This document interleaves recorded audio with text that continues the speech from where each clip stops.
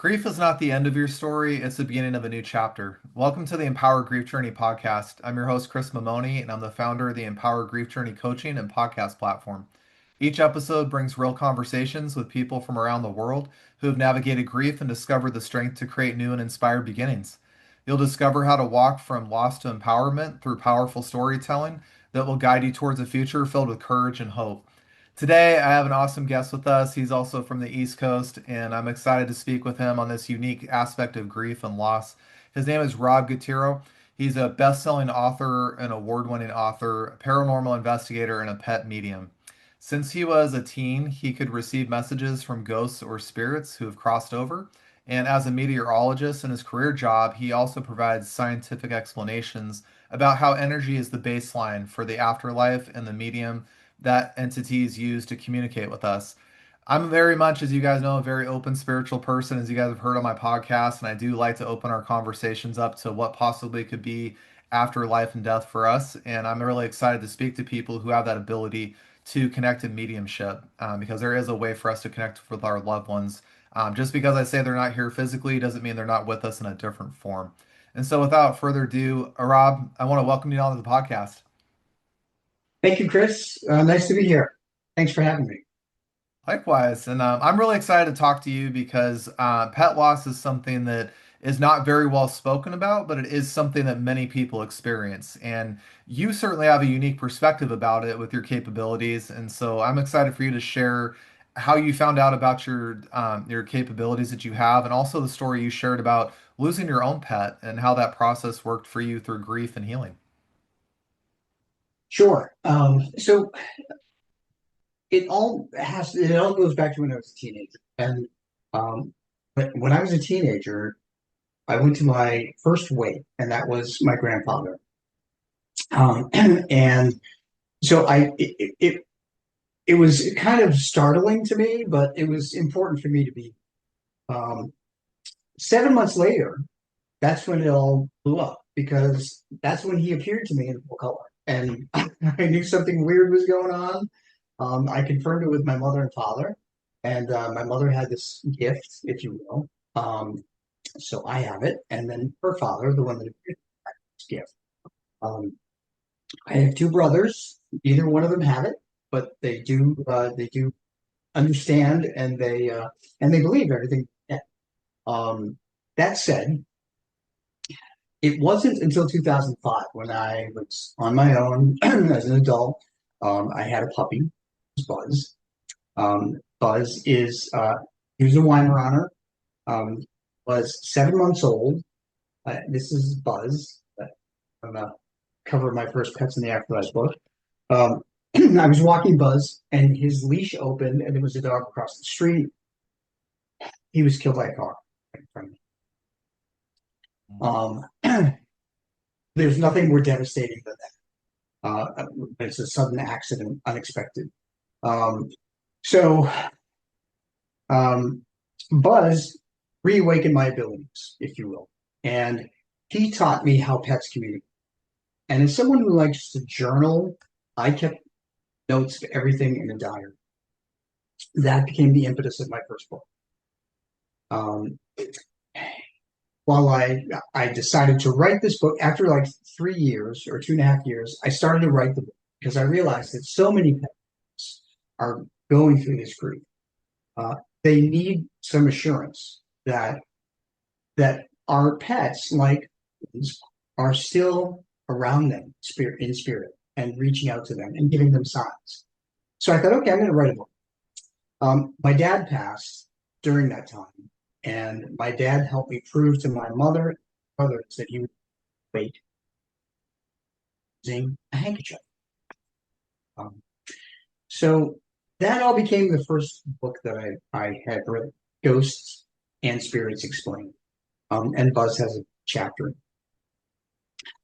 As time went on, I started doing readings, if you will, for other people who lost pets.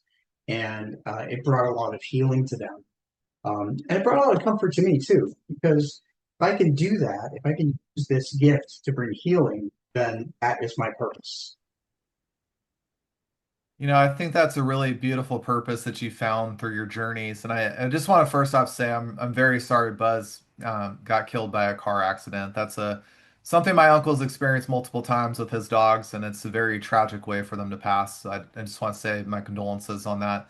I also wanted to share something about pets that not a lot of people think about, and that you can resonate to this really well, that our pets are very much an unconditional love in our life because we are everything to them from the minute we get them to the minute they leave.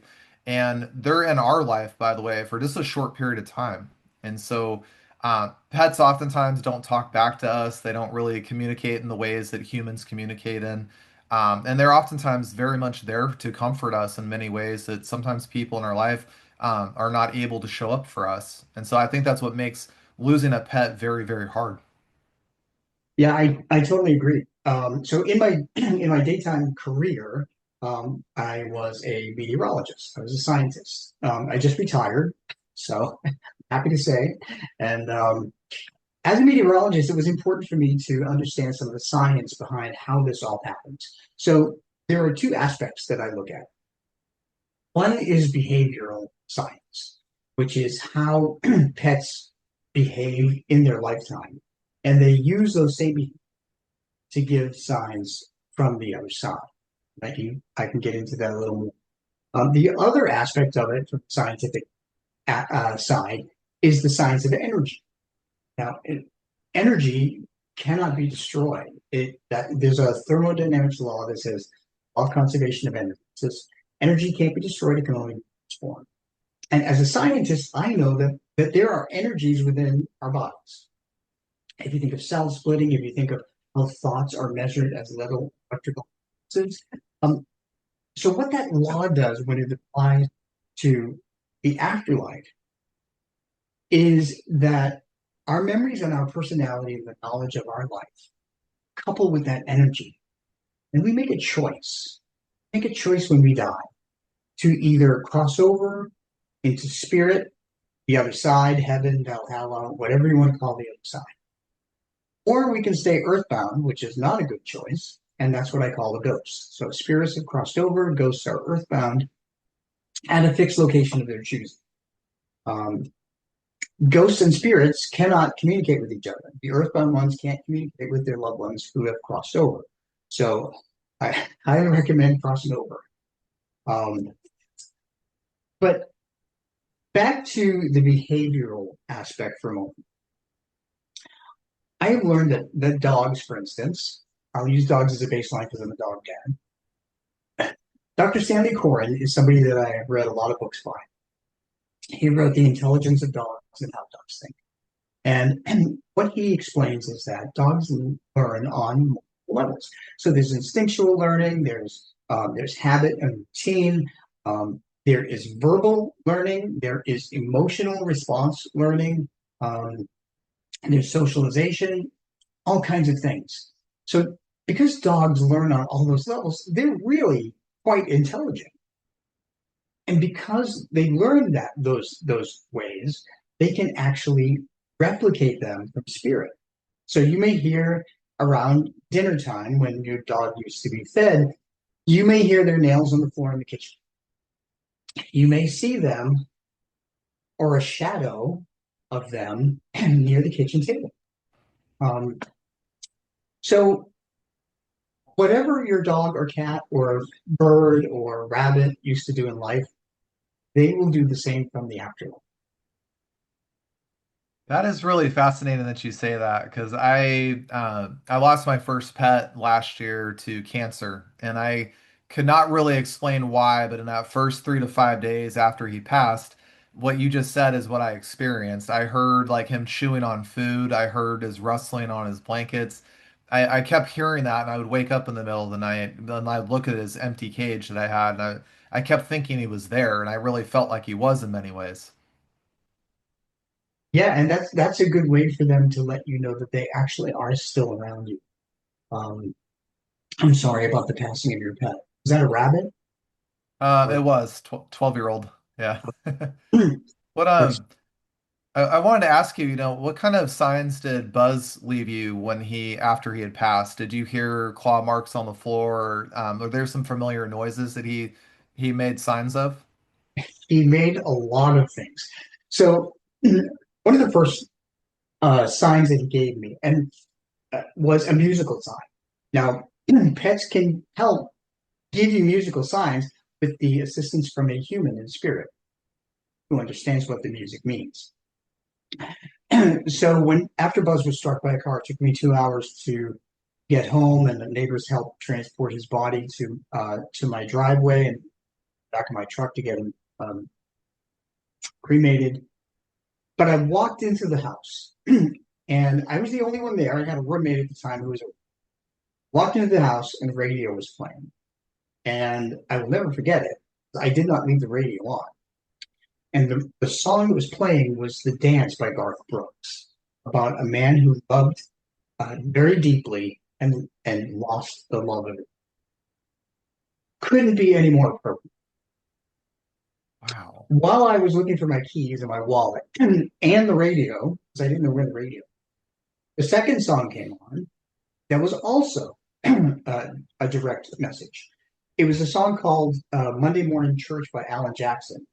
It's an obscure song now, but but it was about a man who lost the love of his life and his heart was as empty as a Monday morning church.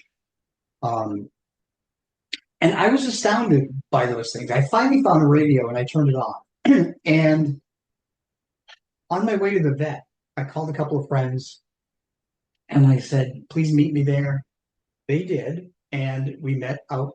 I first went into the veterinary office and they said they'd come and get Buzz. And they took him in and they said, wait out here and we'll take you in so you can say goodbye. We were all standing there and there were two trash cans and both had lids on them. There was nothing else near them. And I heard Buzz say, Dad, I'm okay.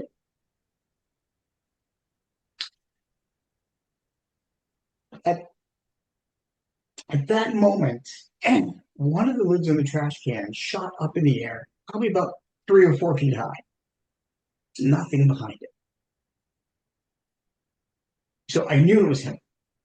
Um, those are the first two signs. But Buzz continued to give me signs in many ways. I would hear his footsteps on the floor, on the stairs. Um, I would hear rustling in the house. Um, one night when I was making lunch for the next day, I was in the kitchen. It was right after I had adopted another Weimaraner. My dog Dolly, who was on the cover of Pets in the Afterlife 3. Um, so I was making lunch, and suddenly I saw what I thought was Dolly, the rear end of a Weimaraner, walking away from me. And I called to Dolly, and there was nothing. The dog kept going. So I stopped what I was doing, and I went and I followed into my living room. I lived in a little town house, and there was no way out of the living room. And I turned on the living room light, and there was no dog there. And I thought, what in the world? So I said, where's Dolly? I thought that was Dolly. So again, I was by myself. um, I ran upstairs, and there was Dolly curled up, sound asleep on my bed. So I knew that I was following Buzz into that living room. So I have to ask you a question because some people may not be, believers in this area of life, but Sure. what was that like for you to experience that? Because if I can tell you right now, if I saw a shadow of my rabbit I'd freak out. I'd be in this very just disbelief state of things. Like, did I really just see that? Did that really just happen? Well, that's generally the first initial reaction is we doubt ourselves. But what I've come to learn after connecting with people and pets and spirit for so long is that we really have to trust our feelings. I will tell you that when my grandfather materialized in front of me when I was 13 years old, he scared the daylights out of me. And I grabbed our family dog. I was the only one home, and I ran out the door. And I sat outside for like 2 hours until someone came home, and it was my parents first. And they looked at me and they said, "What are you doing?" And I told them. And I said, "He scared the daylights out." I said, why would he even appear like that? Someone said, "We have to talk." So so yes, it's perfectly acceptable to it's normal. Who wouldn't be afraid someone passed away showing up in front of you? Um, but they would do that,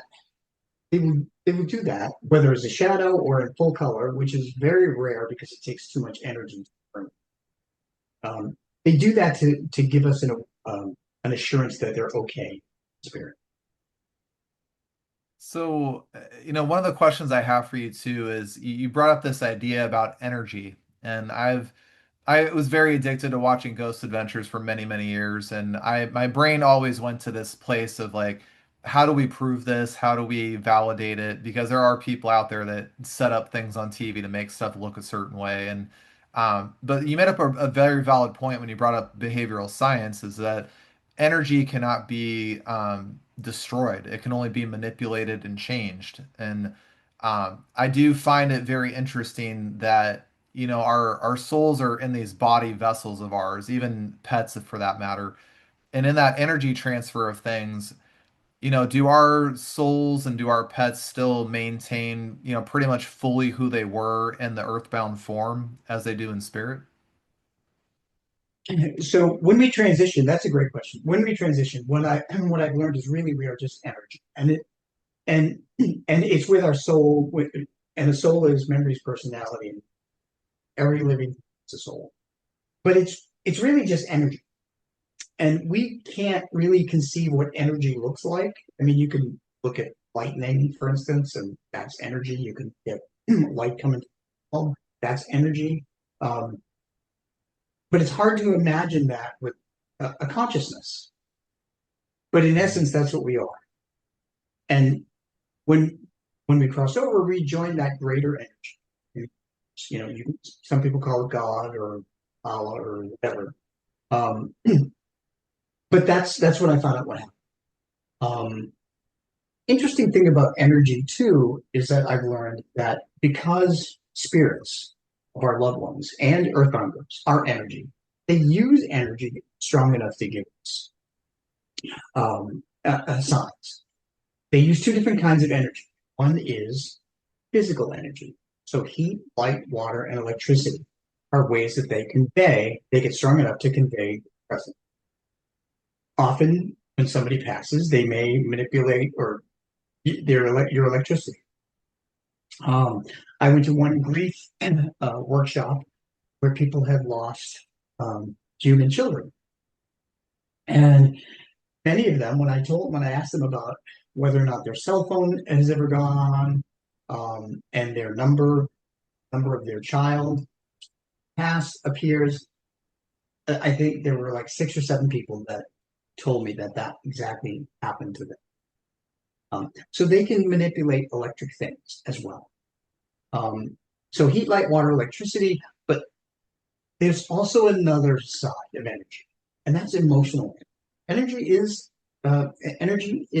emotions. So love, faith, and hope. The love, faith, and hope we share loved ones empowers them to and give us signs. Right. Earthbound ghosts are different. They use negative emotional energy because they're grounded to earth, fear, anxiety, depression, and that. So, but that's a whole other story. But we're talking about spirits, and any of those physical energies, and the love, faith, and hope that we have for them, those are the things that make them strong enough. So I want to ask you a really important question because we are talking about grief and loss in that realm. And I've always heard that grief is a negative energy or a low vibration energy. I want to get your opinion on this. Does grief prevent us in many ways from being able to connect with our loved ones when they cross through to the spirit realm? Does it create a barrier of some kind? And are there some ways that maybe we can navigate that to be more open and receptive to those spiritual messages that we could be receiving? Yeah, great question. Grief is indeed a negative emotional, And because spirits are positive emotional energy, they have to have enough energy from different sources in order to break through that wall of emotional energy.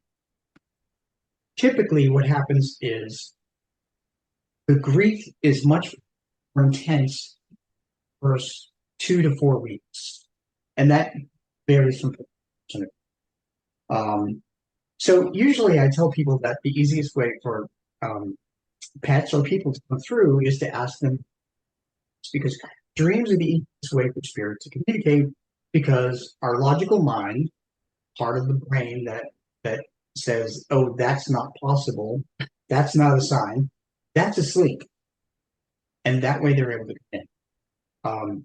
Earthbound ghosts, by the way, cannot come, only spirits do. So I recommend to people sleep, look at a picture of your loved one. Look at them, focus on their eyes, talk to them, ask them if they will come visit in your dream. Usually over 2 days, because you're inviting, and it's like opening your door and welcoming somebody into your house. Uh, I never would have thought to do that. And that sounds very inviting. I'll share since you brought that up. I had this happen when my son passed and when my grandfather passed. It all was in about 30 days or so after they passed.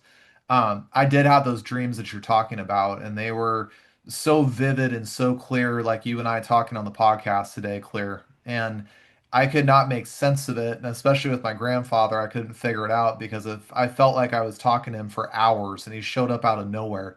But he also at the same time left me very quickly.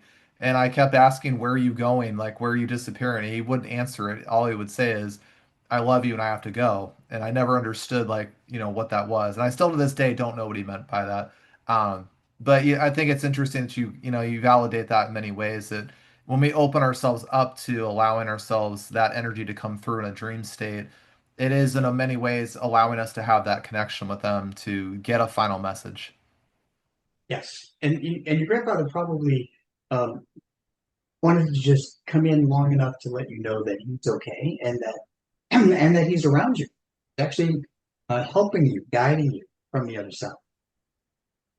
I think that's what's so powerful about, because I've talked to mediums a lot of my podcast. I've only talked to two people that specialize in pet loss like you have, and I'm very, very open and very, very receptive to it because I've heard so many stories of people that have those experiences that are unexplained in many ways, and that's where I see people that don't believe a lot have those experiences, and they'll say it's unexplained or it's just random or it was just my brain thinking something, but I feel like it's so much more than that. And if we allow ourselves to be open enough to say, what is this experience? And, what is this trying to tell me, as I like to say, I think we will find out that there is more beyond this physical realm of life than we actually know about right now. Absolutely, and our pets, like people, will continue to use things around us too to give us signs. Um, Sometimes they will influence others to like come near us. May hear someone's name mentioned that is the same name as your loved one. It's not your loved one. Made sure that we at that time hear it. Um, my mother is famous for doing that. I felt like she was on vacation with me and my partner, and when we were in Germany, and I kept saying to him, I know she's here. I feel her all the time." And he said, "Well, where's your sign?" And we were in Germany, and we were on a bus, and we were driving by um, a store, supermarket. The name of the supermarket was Norma. That's my mother's name. So what's an Italian name doing on a big storefront in Germany? There's no such thing as a coincidence. Um, and other things too is that they can influence things like birds and butterflies and dragonflies and so forth. Um, my dog Sprite, when he passed, right after he passed, a couple of days after he passed, it was past July 8th, 2013.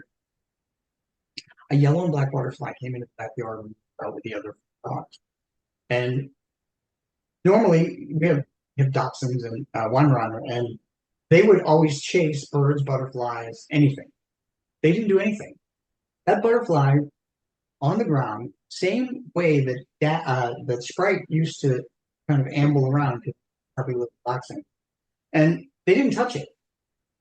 I get down on my knee and with my camera, my cell phone camera, I took a picture of the bird that was this big, and it's in one of my books. And on July 8th, several times after that, yellow and black butterfly. So, and I could hear Sprite say, "Dad, it's today," and it was the anniversary of his passing.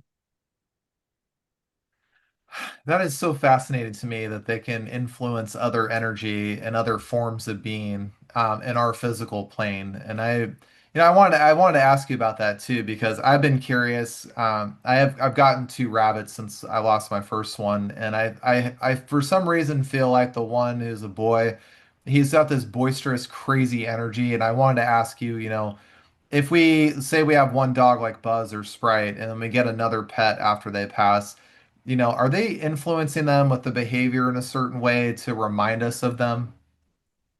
Yes, they absolutely do that. That was one of the things that I learned very early on, that whenever we have spirit, they will influence the new pet, something they used to do, so that we know that they are around the spirit. So maybe a habit, maybe a good habit, maybe a bad habit.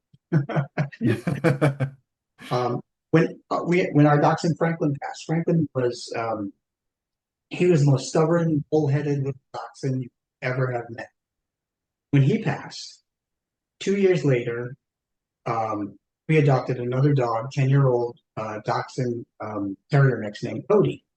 We didn't get to meet him because he was states away, but talked to the foster parent and so forth. We adopted him. Chris, he is the most stubborn, bullheaded little dog, just like Franklin. And he I does the love that. same thing Franklin used to do, same things. So we know Frank. I kept seeing. I keep thinking to my partner, I'm like, yeah, Franklin is teaching him all the bad habits. So, Rob, I love that you have all this experience because I can't help but resonate with you on that same level that I really do feel like in many ways our pets of the past influence the new ones around us. And I share that because my rabbit Finn is just as crazy as Finley was and when he was a baby for whatever reason. And he's a little terrorist, like you said about your dachshund being stubborn. Um, my guy Finn is just a terrorist. He's a little wild man. Can't control the guy. I wanted to ask you when you work with people that have gone through pet loss, I'm really curious, do you run into people who are very open to this? Do you run into people who are very skeptical about it? And, do you in many ways find people like me that have had those experiences, but we've never really been able to define it? Yeah, I find all of them actually. I love the ones that have had experiences but can't define it because I'm explained. Um, Often I tell people who are skeptical, if they come to me and they say, "I'm a skeptic. I don't believe anything that say," I'm like, "Well, then don't come to me," because I've already decided that whatever I tell you is not good. Um, and then there are others that are totally open-minded, and then over time, they will understand things. So whenever people go to some of the things you may not understand right off. Some things may take a while. And in the case of one pet reading I did for a guy with a black lab, this gentleman had a black lab that passed, and he just asked a couple of questions. But the dog came through to me telling me that 512.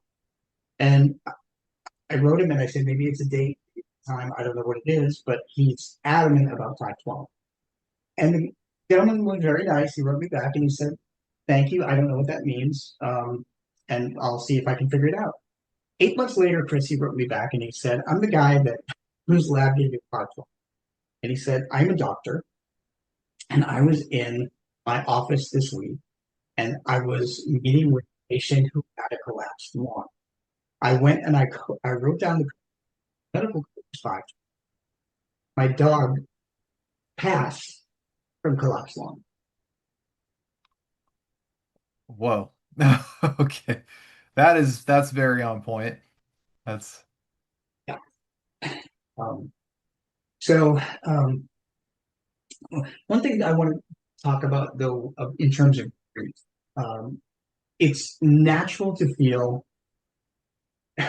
uh, extremely grief-stricken after the loss of a pet.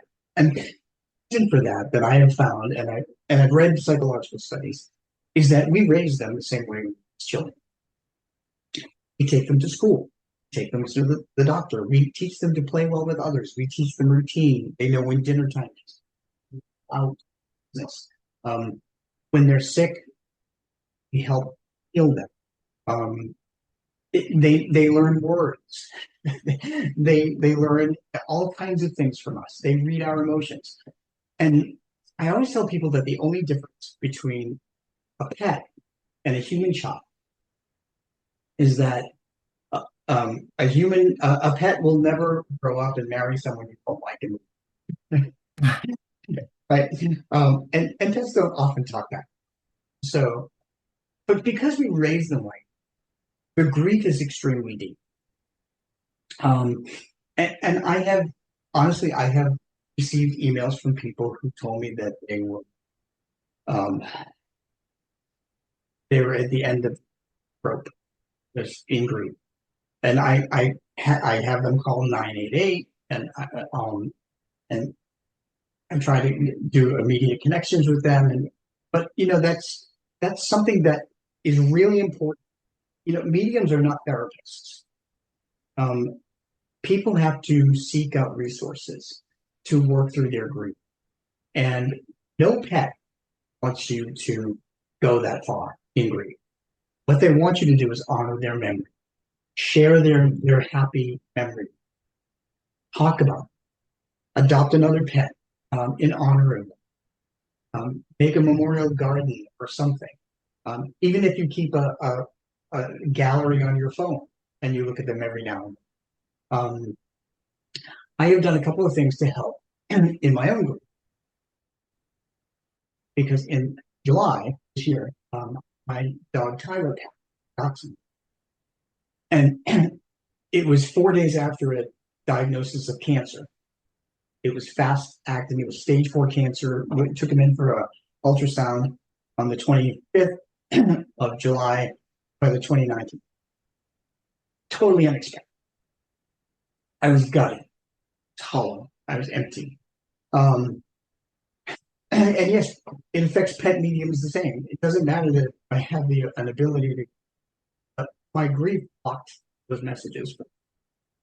So what I did was I kept his blanket on one side of my bed. I kept 4 or 5 of his toys on my bed. And whenever I miss him, I would toy. I would even fall asleep holding.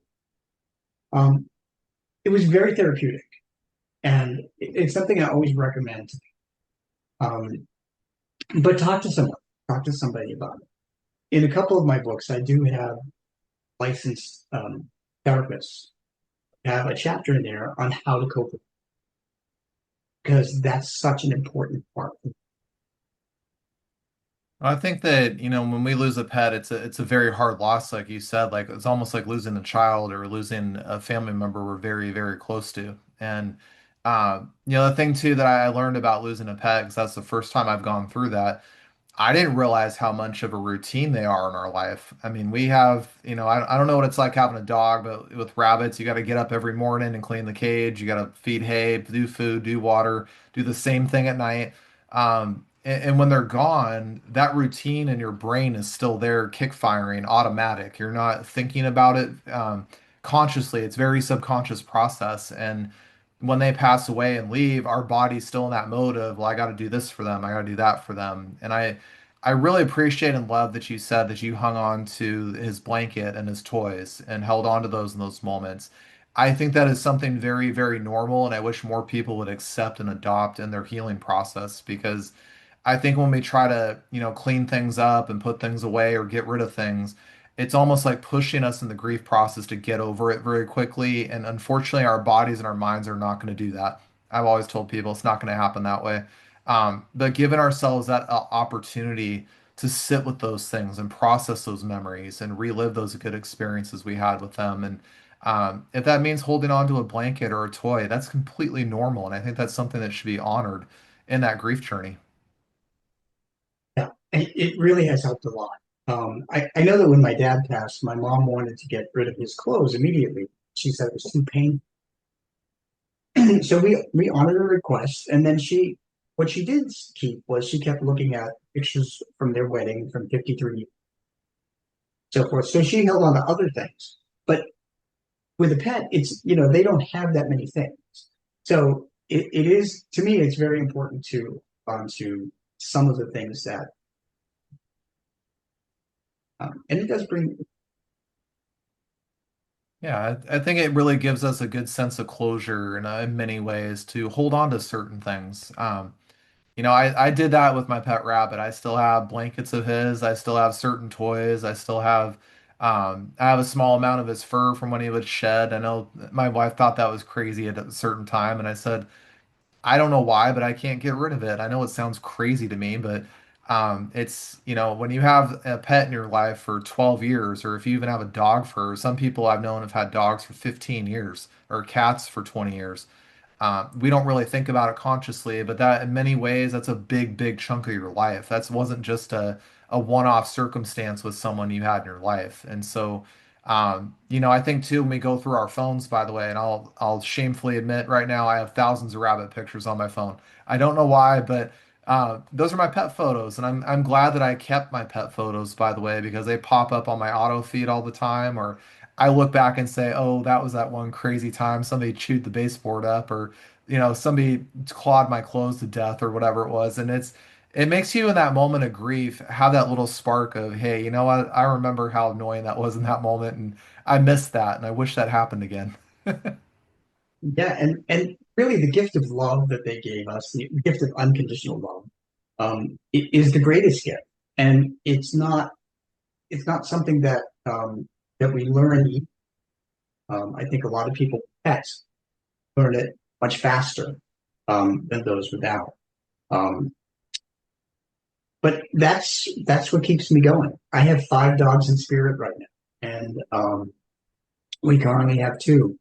One thing I will say though is that living pets that are left behind still with you grieve equally as deep as we do. Um, Tyler left behind his brother Dash, who's a Dachshund Chihuahua mix. He's now 17 and a half years old. We adopted him at 10. He's blind. Since Tyler passed, he's gone blind. He's incontinent. When Tyler passed, he stopped eating, had no interest in treats. He stopped playing games. He wouldn't do agility anymore because Tyler followed Tyler. Everything Tyler did, and when Tyler passed, everything they did together ended. And over the first 2 or 3 months, it took a lot of tension and trying to get him at a normal schedule and trying to get him interested in eating again. Um, and our pets grieve just as deeply, if not more. Also, I'm really glad you brought that up because that's a question I wanted to ask you about. Because we have a thing in the rabbit community that when you have a bonded rabbit, just like I have now, I've got a male and a female. Um, in the rabbit community, it's very known that if a rabbit does pass and they're bonded, not to take the body away right away. That's a bad idea. Because your other rabbit, by the way, will go very quickly if you do that. And so. It's been recommended that if you have that situation happen, to leave the body there for 2 or 3 hours at least at a minimum, to allow that rabbit to say its goodbyes. And I love that you brought up that pets grieve, just as much as we do, if not more, because I've seen that look in dogs before. I've seen it in rabbits. I've seen that look in the eyes that there is grief there. They're not just I don't think they move on from that at all. I think they're very much like us. They grieve, like you said. Yeah. yeah, they really do hold it a lot longer, and it affected it affected our dog Dash physically as well as mentally. Um, he lost 3 pounds. He was only 10 pounds when Tyler died. Now he's only 7 pounds. He grief will do that. And it does the same thing. But just give your current pets more attention. Um, and the other thing too is that if you have a toy from your pet that passed, put it next to them. I have a bunch of Tyler's toys, and they're on the bed with Dash right now. Actually, Dash is sleeping, and I have several of Tyler's toys, and Dash always curls up next to them. Sleep. That's really beautiful. I appreciate you sharing that. And are there some ways that we can help our pets, along with ourselves, cope in that situation? Are there some things we can do to just help them comfort in that initial stage of grief? In terms of pets, just show them more attention. If you do have a toy or a blanket that the pet who passed had, put that next to them because scent is every. They can even if you wash it over and over again, they can still smell the scent of the other pet. Um, so scent is probably the most comforting. Same thing for living pets, like when you go away and you leave a pet with someone to watch. Leave a t-shirt that you or a pair of socks that you wore and you didn't launder. Leave it in their bed and that comforts them. It's the same kind of. I think that's really great advice. I appreciate you sharing that.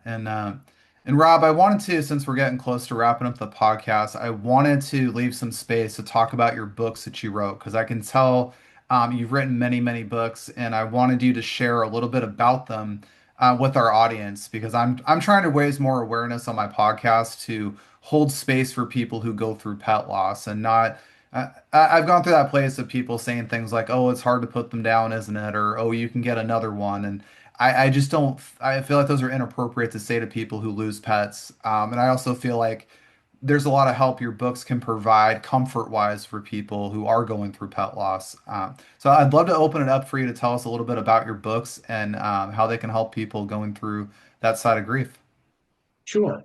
So a couple of things that I want to mention is number one, when you have to make that decision to help your pet cross over, they understand what's happening. They can read your emotions and they know that you're panicked or sad or totally upset because they can also feel what's happening. I know that my Tyler understood when I had to make that decision July 29th.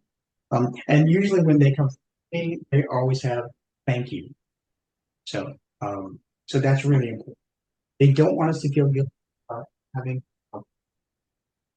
Um, so my Pets in the Afterlife series, it has 4 books in it. There are 2 more in the works. One is Tyler's story, um, because it crushed me. But I've healed from it, healing from it now. And they will teach you how your pets communicate. There are stories of other pets with every chapter has a picture. So that's one series of my books. I have 3 other series actually that don't involve pets. One is called Ghosts on a Medium's Vacation, where I go on vacation. I encounter ghosts in different places like Ireland and Arizona, and then I prove who they are. Another series is called The Haunting of, and that's when I team up with my colleague Too Soon, and we go to paranormal places in New England, and we explore them, and then help those that are there. There are a couple of books in that series. One's coming out actually first of the year called The Hunt Memorial Library, Haunting. And there's another series called Ghosts and Spirits, and that talks about the earthbound ones on paranormal investigations, plus the spirits who have crossed over. Lots of stuff. I have 14 books and many more, and they're all based on my experiences, so you won't read the stories anywhere else. That's absolutely incredible.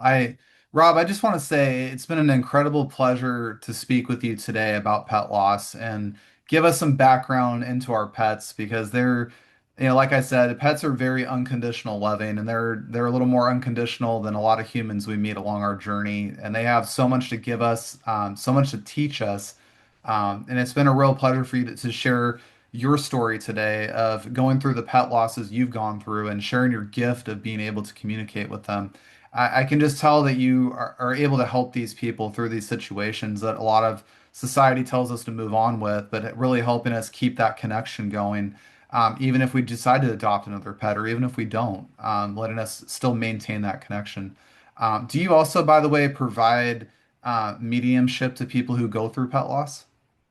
Um, I did. I actually just stopped doing it because I've been doing it for 20 and I'm Oh, kind of wow. burned out. um, so instead I urge people to look. They'll be able to. They don't need. All they need to do is understand the ways in which um, from the afterlife, and then they'll be able to recognize things.